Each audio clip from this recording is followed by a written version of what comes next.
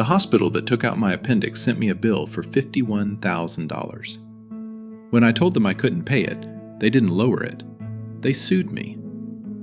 I cut hair for a living. I'm a single mom in a 2-bedroom apartment where the rent goes up every year and the raises don't.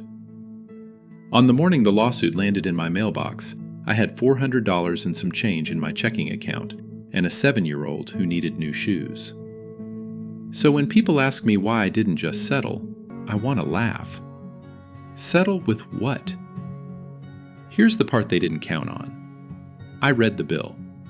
All of it. Every single line. And it turned out that the people suing me had broken more rules than I ever could have.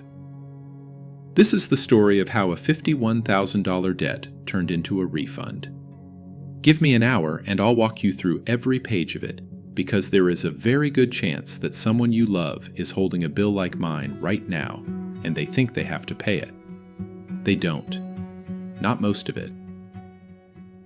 Sometimes not a dime. The best part is the update at the very end, so stay with me for that. But to understand how a bill turns into a refund, you have to start where I started, with none of the answers and all of the fear. So let me back up to the night my side started hurting. My name is Nora, and I'm 34. I've been doing hair since I was 19, first sweeping floors, then behind my own chair at a little salon in a strip mall in Mesa, Arizona, tucked between a nail place and a taco shop. It smells like hairspray and warm towels, and the sugar from the panaderia 2 doors down. I love it there. My regulars have watched my whole life happen in that chair. That chair is a confessional with better lighting. In 15 years, I've heard about affairs and diagnoses and pregnancies before the husbands did, held hands through divorces, cut the hair of women heading in for chemo, and cut it again when it grew back. People tell you things when you're standing behind them and they're looking at themselves in a mirror. I know my regulars' kids' names, and their surgeries, and their heartbreaks. So when I tell you that Ruth, Third Thursday, Wash and Set, was just another sweet old lady to me at first, understand that in my world, the sweet old ladies are also encyclopedias. You just have to know which one to ask, and what to ask her. They watched me marry Ellie's dad, and they watched that quietly come apart 4 years later. He's not the villain in this story, which surprises people. He's just a guy who wasn't ready, who sends child support when the mood strikes him, and forgets when it doesn't. Ellie is 7 now. She's the reason I get up, and she's the reason, later, that I couldn't just let this go. I did everything right. That's the part that still gets me. I carried health insurance through the little business plan the salon offered, and it wasn't cheap. It came out of every check, a bite I felt every 2 weeks. But I'd grown up watching my mother skip the doctor because she was scared of the cost, and I swore my kid would never watch me do that. So I paid. I had a card in my wallet. I thought that card meant something. My mom raised 3 of us on a diner waitress's feet, and she treated a doctor's office like a place you only went to confirm bad news you already couldn't afford. She died at 61 of something that gets caught early if you go early. And she didn't go early, because early costs money, and money was for us. I carried her into every one of those insurance deductions. Every time I felt that bite in my paycheck, I told myself it was the opposite of her fear. That I had bought my daughter a mother who could afford to walk into an emergency room. So you can see why the bill hit me the way it did. It wasn't just a number. It was proof that the one thing I'd done to escape my mother's story had somehow failed anyway. Ruth would have told me the truth about that card months earlier if I'd known to ask. Ruth was one of my standing appointments every third Thursday, a wash and a set, 70 years old and sharp as a tack. She'd spent 31 years working at hospital billing offices, the last decade as a supervisor before she retired. She used to say the funniest, darkest things while I rolled her hair. I didn't know yet that she'd end up being the most important person in this whole mess. At the time, she was just Ruth, who tipped in exact change and always asked about Ellie. The night it happened, I was making grilled cheese. Ellie was at the counter doing a worksheet, kicking the stool the way she does, and a pain started low on my right side, dull, like a stitch from running. I ignored it. Mums ignore things. By 9, it had climbed into something mean, a hot fist under my ribs, and I couldn't stand up straight. By 11, I was on the bathroom floor, sweating through my shirt, and I knew, the animal part of me knew, that this was not something to sleep off. I called my neighbor Denise 2 doors down. She's a grandmother who keeps odd hours and a spare key to my place. She took one look at me, gray on the floor, and said we were going to the hospital. No argument. She scooped Ellie up in a blanket, buckled her into the back of her old sedan, and drove us to the nearest emergency room, the big one off the highway, the one with the blue sign you can see for a mile. I want to stop on one small thing, because it tells you everything about how people like me are trained to think. I never once considered calling 911. Even doubled over on that bathroom floor, some scared, frugal corner of my brain was already doing arithmetic, already terrified of what an ambulance ride would cost, already deciding I couldn't afford to be saved the fast way. So I had a grandmother in her slippers drive me instead.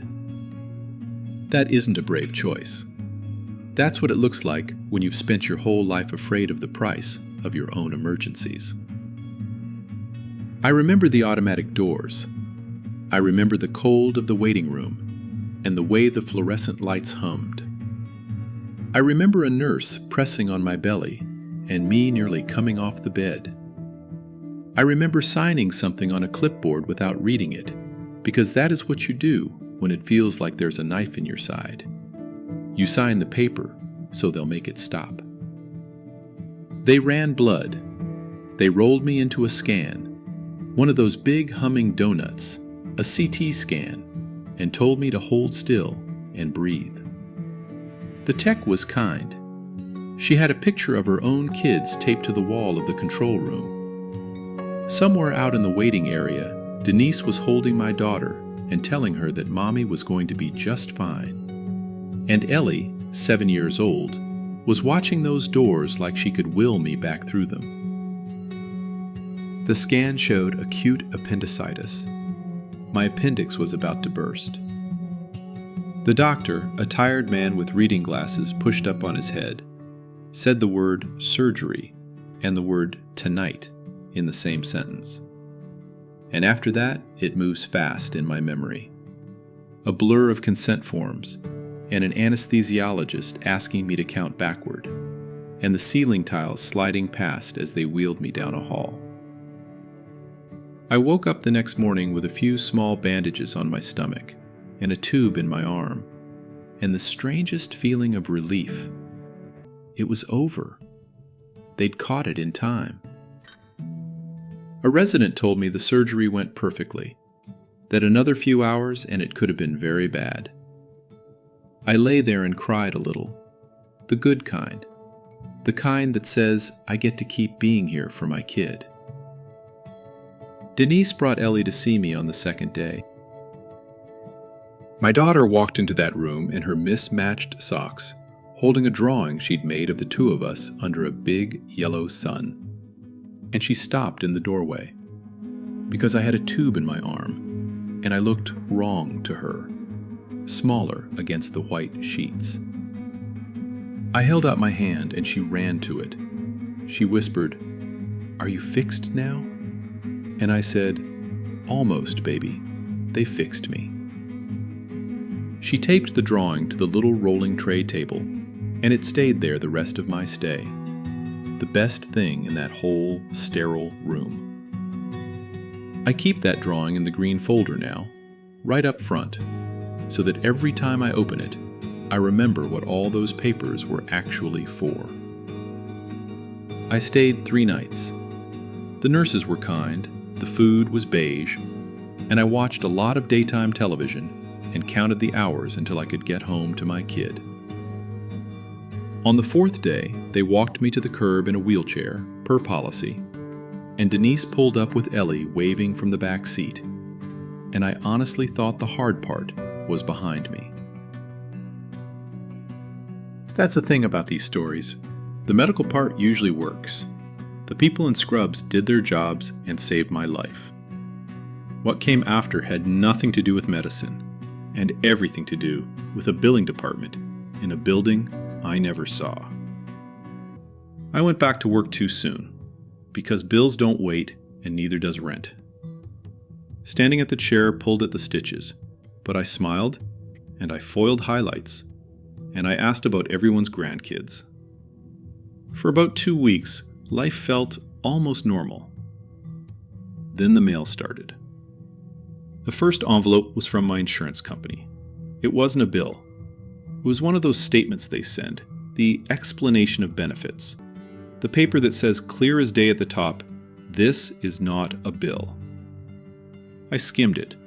There were columns of numbers, amount charged, amount allowed, plan paid, patient responsibility, and a code in a little box I didn't understand. I set it under the fruit bowl on the kitchen table and told myself I'd deal with it later.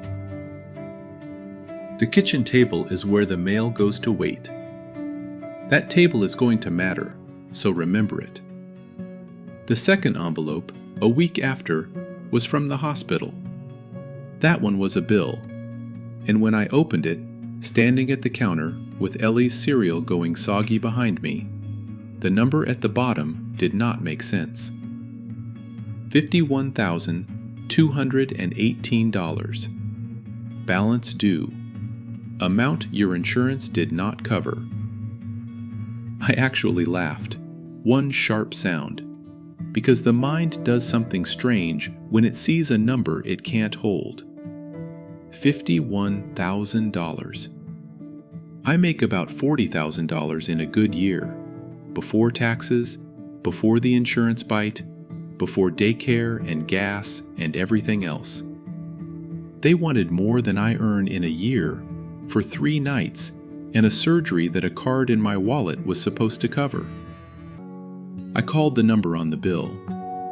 I want you to picture me, in my work clothes, sitting on the edge of the bathtub because it was the only quiet place. My heart going like a rabbit. A woman in the billing office read me the same number off her screen. I asked how that was possible when I had insurance. She said in a bored, flat voice I'll never forget, that my insurance had denied a portion and applied the rest as out of network, and that the balance was my responsibility. And would I like to set up a payment plan today? A payment plan. I did the math while she waited. If I paid $400 a month, which I did not have, it would take me more than 10 years, and that's if they didn't add interest, which she couldn't promise. I told her I couldn't pay that. She said, and I could hear her already moving to the next thing, that if I didn't make arrangements, the account would go to collections. Then she wished me a good day. I sat on the edge of that tub for a long time. Ellie knocked and asked if she could have a snack, and I wiped my face and said, "Of course, baby," and got her some crackers. And that split screen is the whole thing, isn't it? The terror in your chest, and the crackers in your hand. You keep going because there's a small person who needs you to. So I called the insurance company next. This is where the real education started, though I didn't know it. A representative told me that the emergency room I'd been taken to was in my network, which was good. but that the emergency physician who treated me, a separate group that just works in that building, was out of network. And the anesthesiologist, out of network too. I didn't choose them. I was on a bathroom floor. I didn't interview anybody. But those out-of-network doctors had billed their full rates, and my insurance had paid a sliver. And the rest, they said, had been passed to me. Then the representative said something that made my stomach drop. She said there was also a note on the claim that the emergency visit itself was under review for medical necessity. Under review for medical necessity. My appendix had nearly burst. I asked her, my voice shaking, whether a burst appendix counted as a medical necessity. And she said she couldn't speak to the clinical side, she just processed what came through. She suggested I take it up with the hospital. The hospital had told me to take it up with the insurance. I was a tennis ball, and I was getting tired of the game. I wish I could tell you I got organized right then. I didn't. For a couple of weeks, I did what a lot of scared people do. I put the bills back under the fruit bowl. I didn't open the next envelope, or the one after. I told myself that if I ignored it, maybe it would sort itself out. Maybe the insurance would fix it. Maybe some adult somewhere would notice the mistake. Shame does that to you. It makes you hide the thing instead of fighting it. And every day the envelopes sat there under the bowl, glowing at me like they were radioactive. The letters changed tone fast. Please remit payment became, your account is seriously past due, became, final notice before further action. Then a different company's name started showing up, a collection agency, with a return address in another state, and language that got uglier each time. One of them called my cell during a haircut, and I stepped into the back room, and a man told me, almost cheerfully, that people like me always said they couldn't pay, and that the smart ones found a way. I hung up and stood by the sink and shook.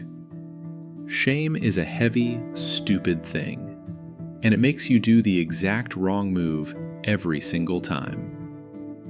I didn't tell anyone at the salon. I laughed at the jokes, and I complimented the grandkids, and I foiled the highlights. And the whole time, there was a second version of me standing just behind the first one, holding a stack of envelopes and whispering that I was a fraud, that I was one bad month from losing it all, that a responsible person wouldn't be in this spot. That's the lie the shame tells you.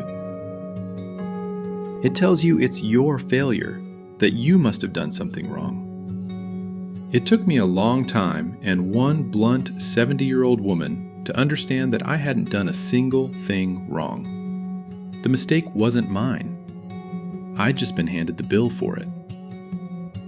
Here is the moment the floor dropped out. About 4 months after the surgery, an envelope came that wasn't a bill and wasn't a letter. It was a summons. The hospital, through a law firm, was suing me for the full balance, plus interest, plus their attorney's fees and court costs. There was a date. There were boxes to check. There were words like judgment and default, and in a lot of small print, the thing that turned my hands cold, the word garnishment. They could take it straight out of my paycheck. They could put a lien on anything I owned. A non-profit hospital, a charity technically, was hauling a single mom into court over a life-saving surgery. I read that summons standing at the mailbox in the parking lot of my apartment complex, and the asphalt shimmered in the Arizona heat, and for a second I genuinely thought I might be sick right there. Because I understood what it meant. It meant they weren't going to go away. It meant a judge, and a courtroom, and a paycheck I already stretched to the last dollar, now with a target on it. Ellie's shoes, our rent, all of it, suddenly, theirs to reach into. That night, after Ellie was asleep, I sat at the kitchen table and finally took every envelope out from under the fruit bowl and lined them up. The explanation of benefits, the first bill, the second, higher bill, the collection letters, the summons. I stared at that pile for an hour, and I felt smaller than I have ever felt in my life. I remember thinking, they picked the right person. I'm nobody. I don't have a lawyer. I don't know how any of this works. They're going to win, because I don't even know the rules of the game they're playing. I let myself imagine the worst of it, sitting there in the dark. I pictured my paycheck arriving, already bled, a chunk gone before I ever saw it, month after month, for years. I pictured telling Ellie we couldn't do the small things we already barely did. I pictured the word garnishment trailing me to every apartment application and every car loan, a scarlet letter stitched onto a woman whose only crime was having an organ go bad on the wrong Tuesday. I have never felt so completely powerless, so sure that being broke was the same thing as being guilty, that the machine was simply too big and I was simply too small to matter to it. That feeling lasted right up until I remembered who sat in my chair every third Thursday. And then I thought of Ruth. Third Thursday, wash and set, 31 years in hospital billing. I didn't sleep much. But for the first time in weeks, I had one clear thought to hold on to. And it was this. Before I panicked, before I signed anything, I would ask the one person I knew who had spent her whole life on the other side of a bill, exactly like mine. Ruth's appointment was the following Thursday. I nearly told her the second she sat down, but I made myself wait until the shampoo, when it was just the two of us and the water running and nobody could hear. I told her everything, fast and messy. The $51,000, the out-of-network doctors, the medical necessity review, the collection calls, the summons. My voice cracked on the word garnishment. She let me finish. Then she reached up, turned off the water, and looked at me in the mirror with an expression I hadn't seen on her before. She said, calm as anything, that she wanted me to do 3 things before I did anything else.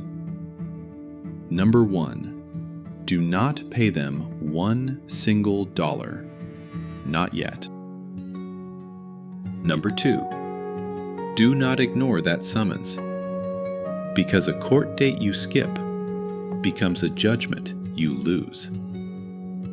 And number 3, and here she almost smiled. She wanted me to make them do the one thing hospitals hate most in the world.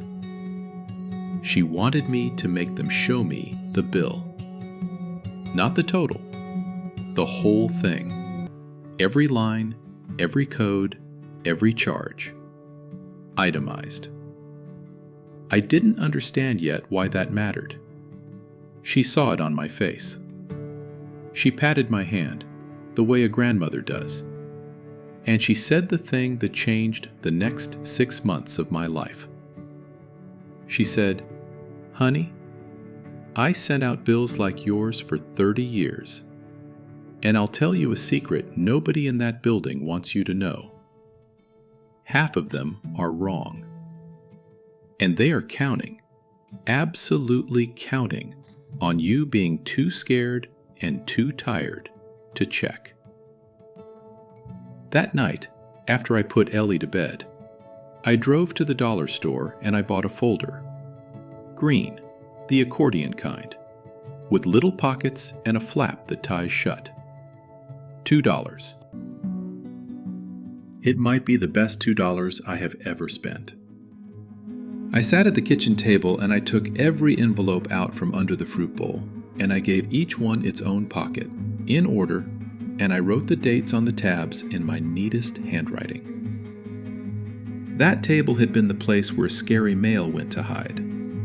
Starting that night, it was the place where I built my case.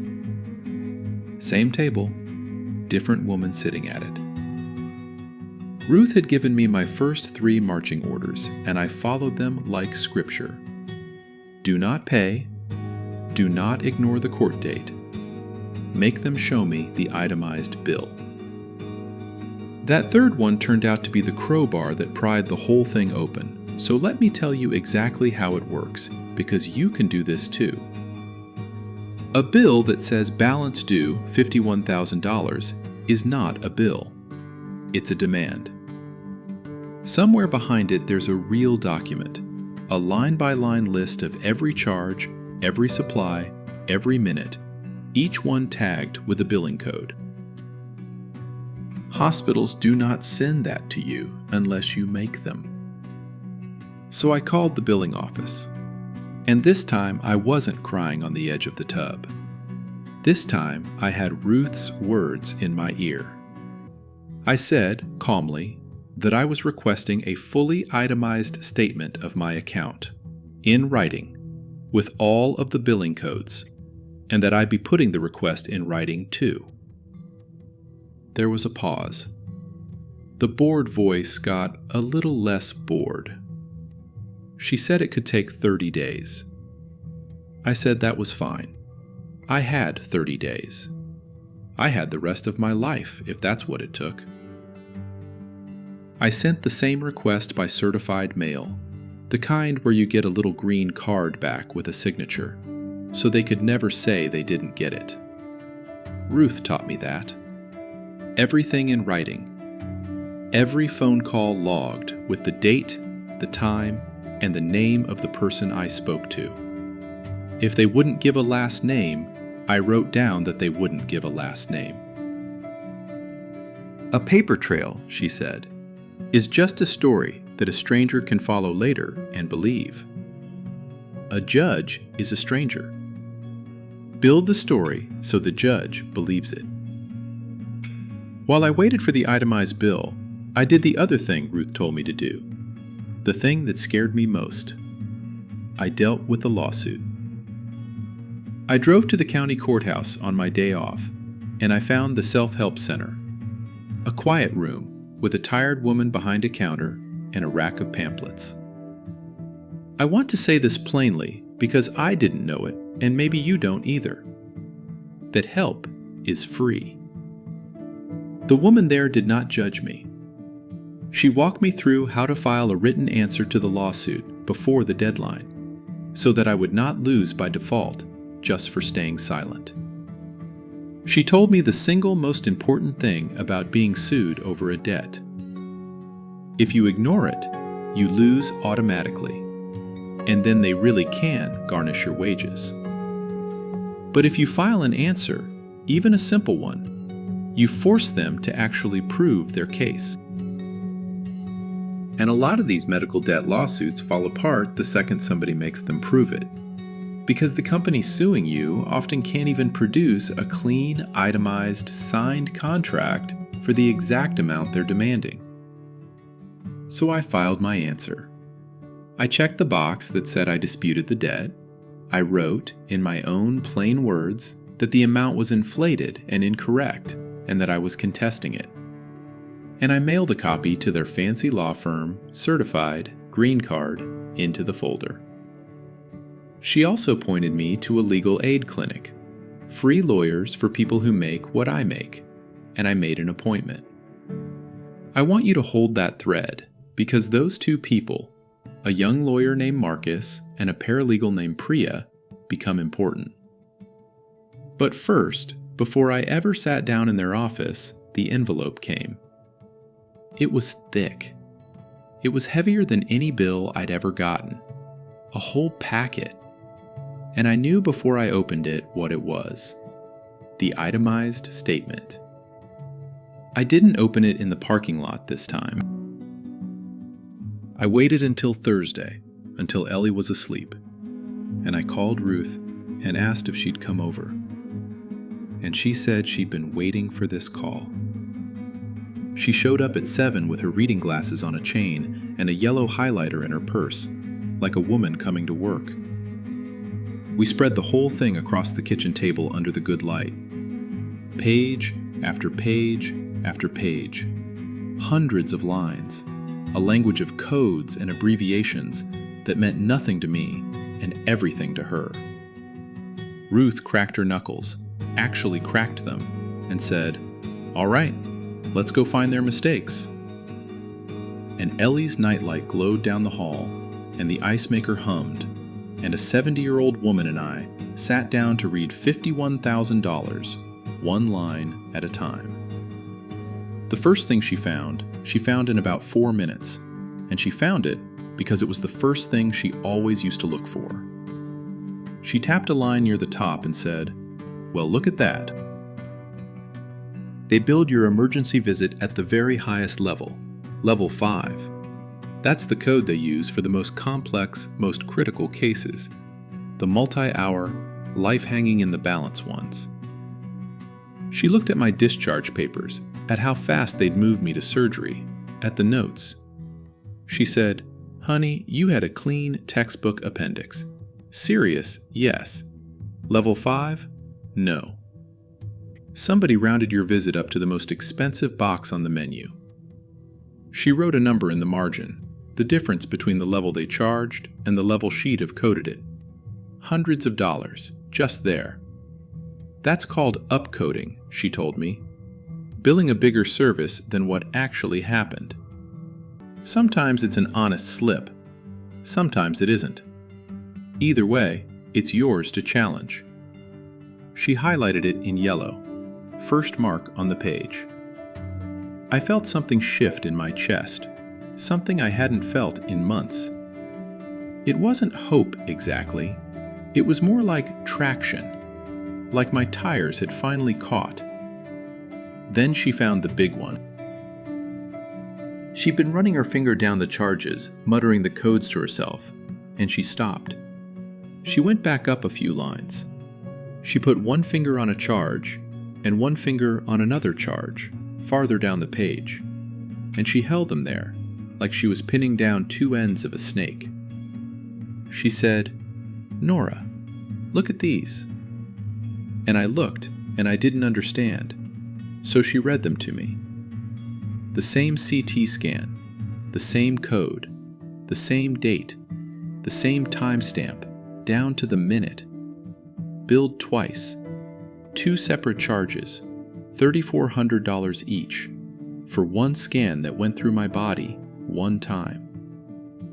I said, out loud, "That's not possible. They only scanned me once. I was there. I remember the donut and the lady with the picture of her kids."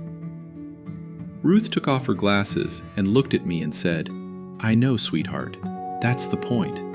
You only got one. They charged you for 2. She circled both, drew a line connecting them, and wrote one word in the margin. Duplicate. $6,800 for a scan that cost half that. And half of that was phantom. Just gone, invented, sitting on my bill like it was as real as my rent. By then, I wasn't scared anymore. I was something else. I got up and made us both tea, the way you do when your hands need a job.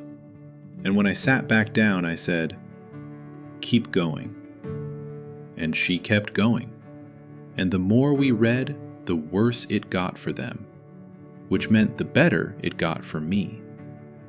There was a charge for a medication I never took, dated the day after I went home, when I was already back in my own bed.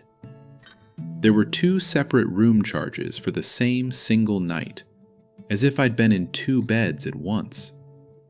There was a charge for a sterile procedure tray, a whole surgical setup, on a day I had no procedure. There was something called a recovery room charge, listed for a longer stretch of time than I was even in the building. Line by line, Ruth's yellow highlighter kept moving, and the margin filled up with her tidy little notes. Duplicate. Wrong date. Never happened. Upcode. Wrong quantity. There was a single pill on that bill. One ordinary over-the-counter pain tablet. The kind that comes 100 to a bottle for a few dollars at any drugstore. And they had charged me $37 for it. One pill. Ruth didn't even bother to highlight that one. She looked at it over her glasses and said, "That's not a mistake, honey. That's the whole business," and moved on. There was a charge for the surgeon's time that overlapped, minute for minute, with the anesthesiologist's charge for putting me under, as if the cutting had started before I was even asleep. There was a fee for a private room I never asked for and don't remember having. Every single line we turned over had something wriggling underneath it. Around 11 that night, she leaned back and took off her glasses and rubbed her eyes and said something I've thought about 100 times since. She said, when I was on the inside, I used to tell the new girls, remember that on the other end of every one of these is a real person at a kitchen table who is scared to death. Most of them never call. Most of them just pay, or they hide, or they let it wreck their credit for 7 years. And the ones who do call, we're trained to make it sound hopeless, so they'll stop calling. She looked at me. "You're the one who called," she said. "Good for you. Now let's finish the job." Somewhere in there, Ruth went quiet. And then she told me something she had never told me in all our third Thursdays. She said she'd had a bill like mine once, decades back, before she ever worked a single day in billing, when her own kids were small. She said she paid it, every cent, for years, because it never once occurred to her that she was allowed to ask a single question, and it nearly sank her family. She said that was why she took the billing job in the first place, to learn the machine that had almost swallowed them whole. And she looked at me over those reading glasses and said, "That's why I'm sitting at your kitchen table at 10 o'clock at night, Nora. Because somebody should have sat at mine, and nobody did." I got up and checked on Ellie the way you do, and she was starfished sideways across her bed, with the covers kicked onto the floor, dead asleep, trusting the whole world to hold itself together while she dreamed. I stood in her doorway a moment. Then I went back to the kitchen and poured us both more tea. And I sat down across from a woman who had turned her own worst year into a lantern for mine. And I said, "Okay, show me the rest." We read until almost 1 in the morning, and every mistake we found felt less like a number now, and more like a brick I was prying out of a wall that somebody had quietly built between me and my own life. But we weren't even to the worst of it yet, and the worst of it was the part that wasn't a mistake at all. It was built in. It was the way the whole thing was designed. And that's where a young legal aid lawyer named Marcus comes in. So let me take you to that little office. Because if you only remember one part of this whole story, I want it to be this part. This is the part that turns a scary bill into a bill you can beat. Marcus was maybe 30, tie a little crooked, a stack of files on his desk taller than his coffee. Priya, the paralegal, sat in with a legal pad. I brought the green folder, and when I set it on his desk, tabbed and dated and highlighted, Priya actually smiled and said, "Oh, you're going to be easy. Most people bring us a grocery bag. I brought them a case." Ruth had built me a case. Marcus flipped through the itemized bill and the insurance papers, and he started nodding. And then he started writing. And then he said, "Okay, there are 3 completely separate things wrong here, and any one of them would be enough. Together, they're a wall. Let me take them one at a time." And I got out my own notebook, because I was done being a tennis ball. I was going to understand every inch of this. The first thing, he said, is the surprise billing, and that one's not even close. He explained that there's a federal law, only a few years old now, called the No Surprises Act, and what it says is beautifully simple. When you go to an emergency room, you cannot be balance billed by the out-of-network doctors who happen to be working that day. The emergency physician, the anesthesiologist, whoever. You didn't choose them. You were on a bathroom floor. So the law says you only owe what you'd owe in network, your normal copay and coinsurance. And those doctors have to settle the rest with your insurance company, not with you. He tapped the two biggest doctor charges on my bill, the out-of-network ones, more than $2,000 each. He said, These are illegal, full stop. They should never have reached you. I remember just staring at him, because the hospital and the insurance company had spent months bouncing me between them over exactly those charges, and not one single person on either end of all those phone calls had ever mentioned that a law existed that made those charges flatly against the rules. Marcus said, quietly, they don't mention it because they're counting on you not knowing. That's the whole business model. The people who know don't pay. The people who don't know pay for everyone. Something hot rose up in me, Ben, and it wasn't about the money anymore. I said to Marcus, so you're telling me that if I had been a lawyer, or had a lawyer, or just happened to know one blunt, retired billing lady, none of this would have touched me. But because I'm a hairdresser who got scared, they got to try to take my paycheck. He didn't sugarcoat it. He said, that's exactly what I'm telling you. The whole thing runs on the people who don't know they're allowed to say no.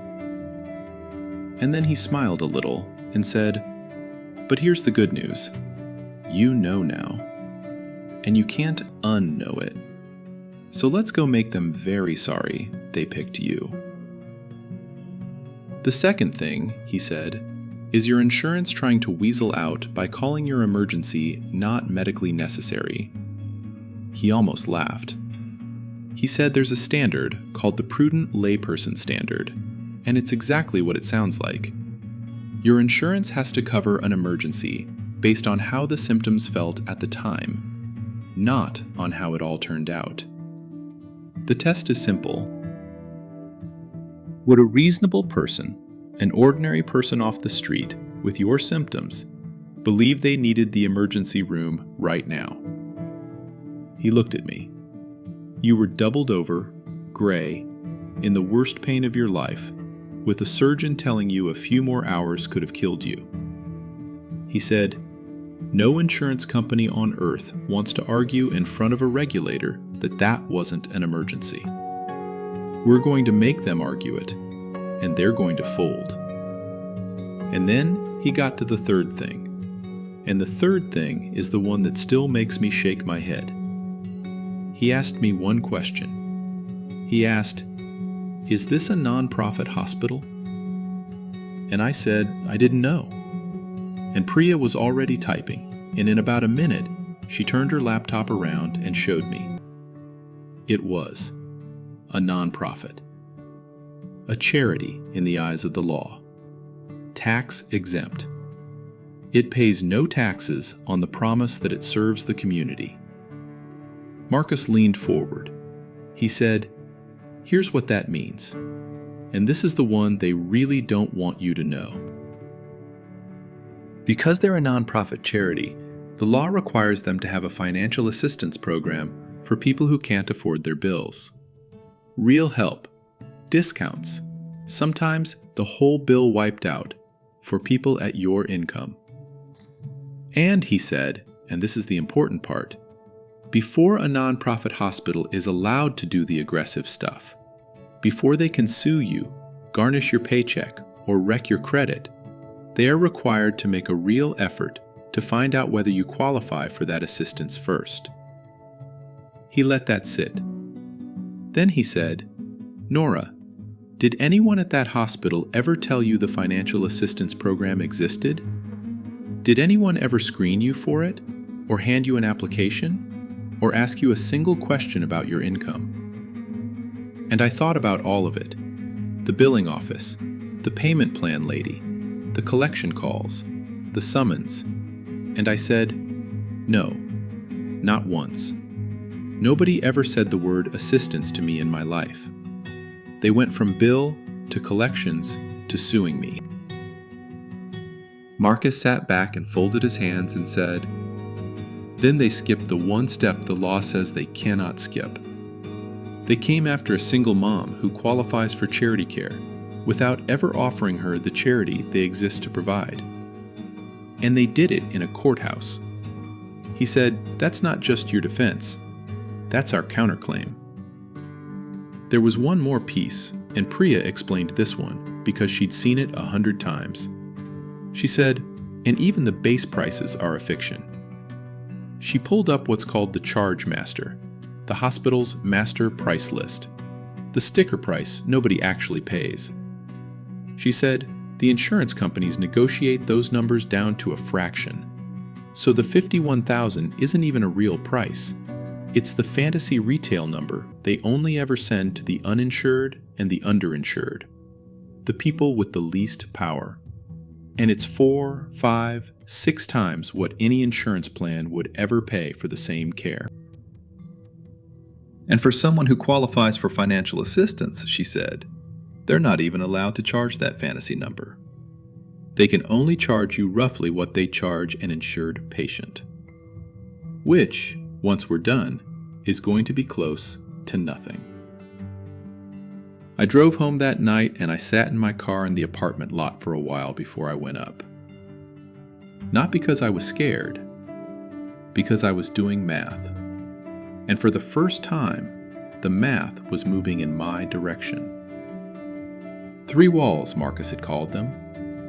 The surprise billing was illegal. The emergency was covered, no matter what the insurance tried to call it. And the charity hospital had broken its own most basic rule by suing me before it ever offered me the help it's required by law to offer. Every single one of those was a fact I could prove with a piece of paper in a green folder on my kitchen table. So we went to work, and this is the part Ruth loves, because this is the paper trail, and Ruth believes in a paper trail the way some people believe in church. Over the next few weeks, working evenings after Ellie went to sleep, I did not send one angry email. I did not yell at one person on the phone. I did something much colder and much more powerful. I filed. I filed a formal appeal with my insurance company, the written kind they can't ignore, laying out the prudent layperson standard and detaching the surgeon's own records showing exactly how close I'd come. I requested my complete file. Marcus helped me word it so that every sentence was a small closing door. I filed a complaint with the State Department of Insurance, the regulator that sits above the insurance company and does not work for them. I laid out the emergency, the denial, the runaround, in plain dates and plain facts. Regulators are busy people who like a complaint they can actually follow. I gave them one they could follow. I filed a complaint about the surprise bills with the federal helpline set up for exactly that, under that new law, the one nobody had ever mentioned to me. I named the out-of-network charges, dollar for dollar. Somewhere in a government office, my burst appendix was about to become a case number, and for once, that felt like a good thing. I filed a complaint with the State Attorney General's office, the consumer protection side, about the collection calls and about a nonprofit hospital dragging me into court without ever offering the financial assistance it's legally required to offer. And I filled out that financial assistance application, the one nobody ever gave me, the one I'd had to go hunt down myself. I attached my pay stubs and my last tax return. I sent it certified, green card, into the folder. And in the lawsuit itself, with Marcus's help, I did the thing that I think surprised them most of all. I didn't just defend. I filed a counterclaim.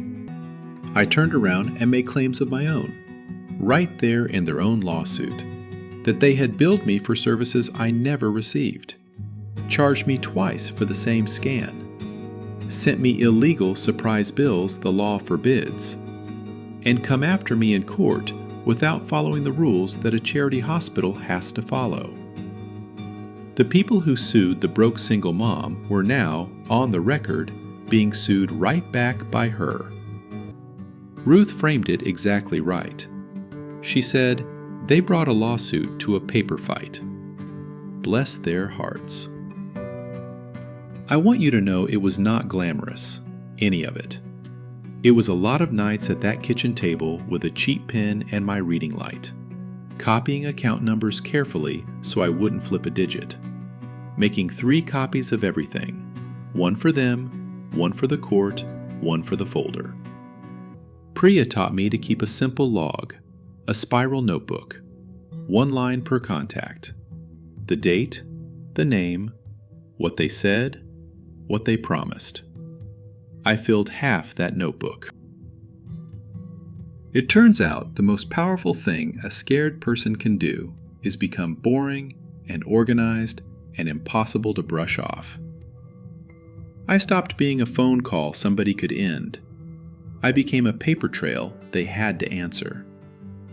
And then for a while, it went quiet. Too quiet. That's the part nobody warns you about. You send all these certified letters out into the world, and then you wait. And the waiting is its own kind of hard. Because your whole life is still happening. Rent was still due. Ellie still needed shoes, and I finally just bought them. Cheap ones, and she wore them proud. The stitches on my stomach faded to little pink lines. I'd stand at my chair at the salon, foiling somebody's highlights, and a customer would be telling me about her sister's wedding, and a piece of my mind would be 3 miles away in a courthouse, wondering if a stranger in an office had opened my folder yet. I want to be honest about the middle of this, because the middle is where most people quit. There was a night, maybe 6 weeks in, when nothing had happened. No answers, just silence, and a court date creeping closer on the calendar. And I sat at that kitchen table and I thought, what if I did all this for nothing? What if they're just bigger than me? What if the green folder is just a scared woman's craft project? Ellie found me there and climbed into my lap, too big for it now, all elbows. And she said, "Mommy, what are all the papers?" And I said, "These are the papers that are going to fix a mistake." And she said, "Okay," with the total faith of a 7-year-old, and went back to bed. And I decided that whatever happened, she was going to grow up knowing that when something's wrong, you don't hide it under the fruit bowl. You read it. You line it up. You make them prove it.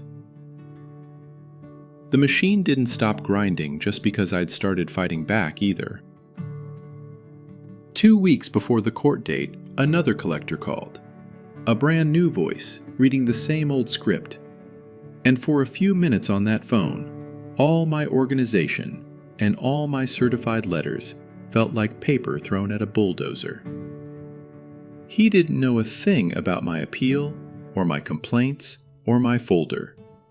To him, I was just a name and a number that hadn't paid. I hung up shaking, the old way. And then I did something new. I opened the folder and I read my own notes back to myself. Every filing, every date, every green card with a signature on it, until my hands went still. The fear was still real, but now I had a stack of paper that was realer. The quiet broke about 10 days before the court date, and it broke all at once, the way a dam does. The first crack was a letter from my insurance company. They had reviewed my appeal. They were reprocessing the entire emergency visit as in-network, as a covered emergency, exactly the way it should have been handled from the start. Just like that, the biggest chunk of the $51,000 simply evaporated, absorbed back into the coverage I'd been paying for out of every single paycheck.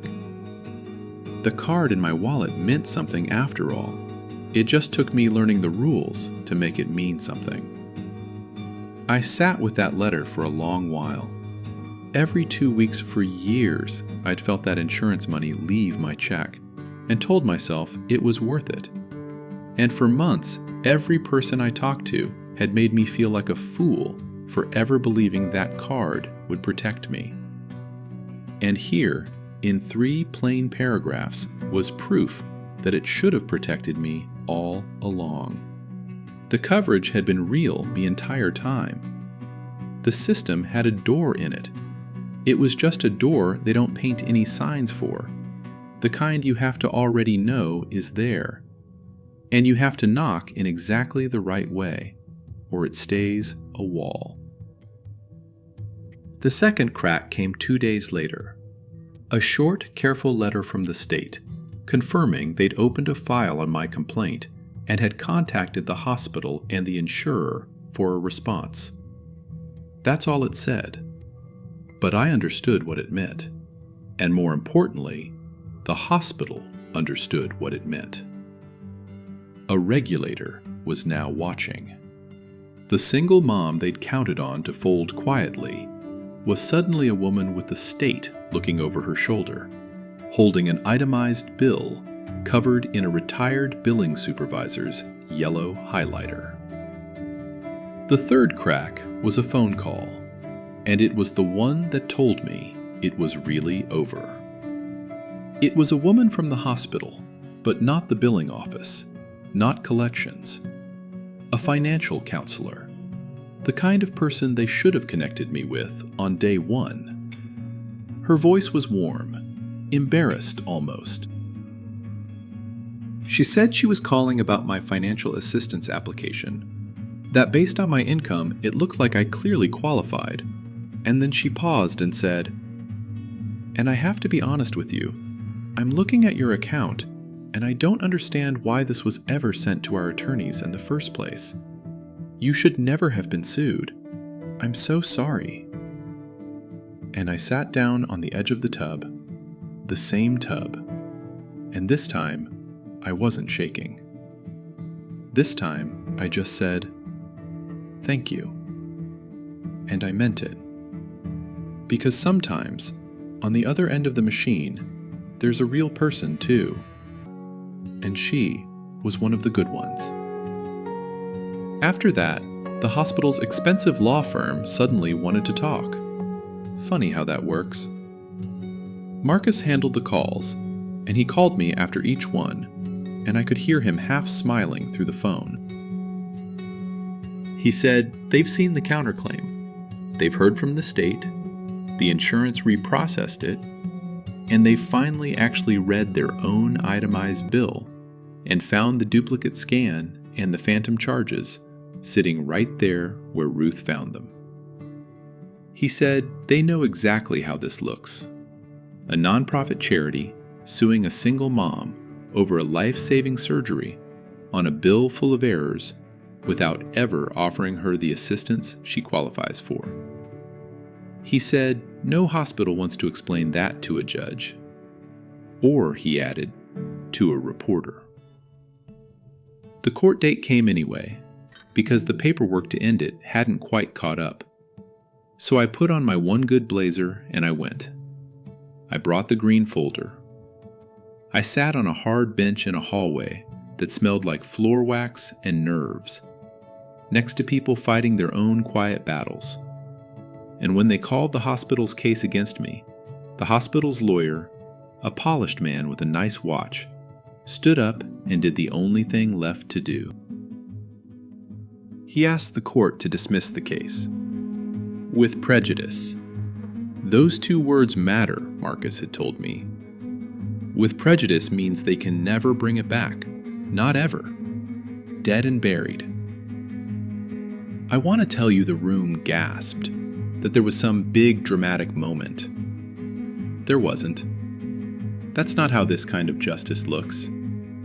It's quiet. It's a lawyer in a nice suit saying a few flat words to a judge, and the judge nodding, and a pen moving across a page. The room didn't go silent with shock.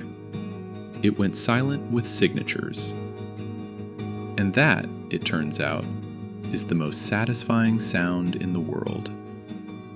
It's the sound of a machine that was built to grind you up, stopping, because one person read the manual. But dismissing the lawsuit was just the beginning of them making it right. Because a counterclaim is a beautiful thing, and Marcus was not about to let them walk away, having only undone the harm they'd started. The settlement we signed a few weeks later did all of it. The entire remaining balance, every dollar the insurance hadn't already absorbed, was written off to zero. Gone. The financial assistance I qualified for was applied retroactively, the way it should have been from the very first day. The duplicate scan, the phantom charges, the upcoded visit, all corrected, all erased. They agreed to withdraw everything they'd reported about me to the credit bureaus, so that the black mark that had been dragging down my credit score, the one that could have cost me an apartment or a car loan for 7 years, would be pulled clean off my record like it never happened. And, because I had actually managed to scrape together and pay them a little over $1,100 early on, back when I still thought I had to, back before Ruth, before the folder, they refunded every penny of it. A check made out to me from the hospital that had been suing me 4 months earlier. I got that refund check on a Tuesday. I remember because Tuesdays are slow at the salon, and I had time to just hold it. $1,100 and change. Money I had genuinely believed was gone forever. Sacrificed to a mistake too big to fight. I sat in my car and I called Ruth first, before anyone, because she was the one who told me the secret nobody wanted me to know. She just laughed, this delighted, cackling laugh, and she said, "Half of them are wrong, honey. I told you. Half of them are wrong." I used part of that refund to take Ellie to the dentist for the braces consultation I'd been putting off for a year. I used a little of it to buy her the good shoes this time, the ones she'd wanted. And I told her they were fixed mistake shoes, and she has no idea what that means and wears them everywhere. And I put the rest in the little envelope in the back of the green folder. The folder that started as a $2 craft project on a night I felt like nobody, and became the most powerful thing I have ever owned. It's still on top of the fridge. I'll never throw it out. So here's the update, the part I promised you all the way back at the beginning. It's my favorite part, and it's the real reason I wanted to tell this whole story, so thank you for staying with me this long. What happened after that refund check turned out to matter a great deal more than the check ever did. It's been a little over a year now since all of it finally ended. My credit healed completely, the way they promised, and last month I got approved to move Ellie and me into a slightly bigger place. A real second bedroom for her, a tiny patch of yard. When the leasing office ran my credit, it came back clean, and the woman said, "Oh, this is great. No problems at all." And I had to turn my face to the window for a second, because a year earlier, a hospital had almost taken that away from me over a scan they charged me for twice. The hospital, from what I hear, had a harder year than I did. The state didn't just close my little complaint. My complaint was apparently not the only one. I heard, through the legal aid office, that regulators started looking harder at how that whole system was suing patients, and that the hospital very quietly changed its policy. They now screen people for financial assistance before they send anyone to collections, which is the one step they skipped with me, the step the law required all along. I'd like to think there are people out there right now getting a discount or a clean slate they never had to fight for, because one hairdresser in a strip mall refused to be too tired to check.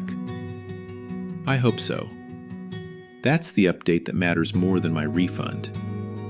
I paid Denise back too, in the only currency she'd take.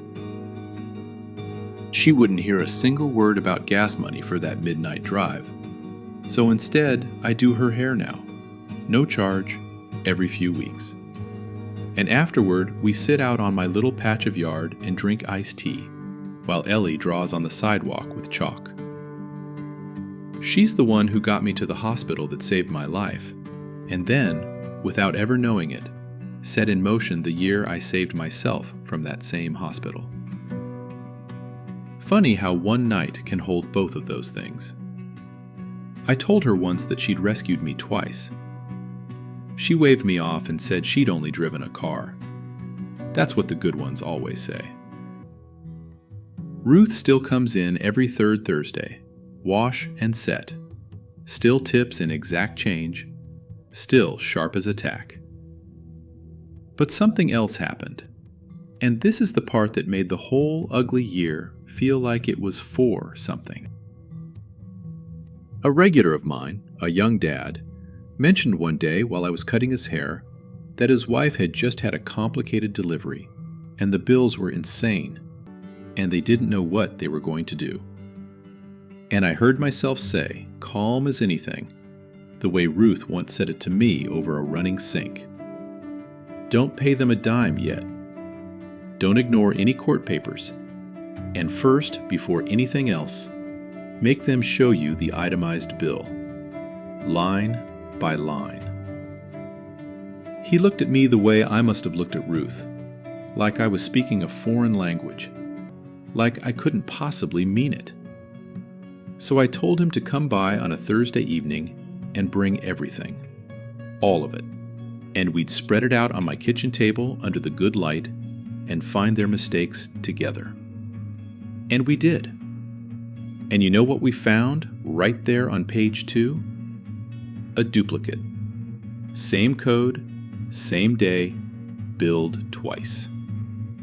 I circled it, and I wrote the word in the margin, and I felt Ruth standing behind me the whole time, grinning. That's the thing I understand now that I didn't understand on the bathroom floor almost 2 years ago now. That table isn't where the scary mail hides anymore. It's where the mistakes come to get caught. The green folder isn't a scared woman's craft project. It's a torch, and you're supposed to pass it. Somebody handed it to me when I was sitting in the dark, and the only rent you pay on a thing like that is you hand it to the next person sitting in the dark. I looked it up afterward because I couldn't believe I'd felt so alone in something so common. It turns out a huge share of the people around you are carrying medical debt right now. Quietly, the exact way I did, stuffing it under a fruit bowl and calling it their own private failure. Your coworker, the person ahead of you in the checkout line, the mom at school pickup who always looks a little tired. It is the most ordinary catastrophe in America, and almost nobody says a word about it, because the shame keeps every one of us sitting alone at our own kitchen table in the dark. That's the part I want to break. You are not the only one holding one of these. You're just the one who's about to read it. So if you take one thing from my story, let it be this. When a bill or a company or a system tells you that you owe something you can't possibly owe, you are allowed to make them prove it. Ask for it in writing. Get it itemized, line by line. Never assume the number is right just because it's printed, and it's big, and it's scary. The people sending it are counting on your fear and your exhaustion. Disappoint them. Read it. Line them up. Make them prove every dollar. Half of them are wrong. If this story meant something to you, do me a small favor and hit that subscribe button, because these stories only find the people who need them when you do. And I'm genuinely curious what you all think, so be honest with me in the comments. Was I wrong to fight a nonprofit hospital tooth and nail over a surgery that saved my life? Or did they have it coming the second they sued a single mom without ever offering her the charity they exist to provide?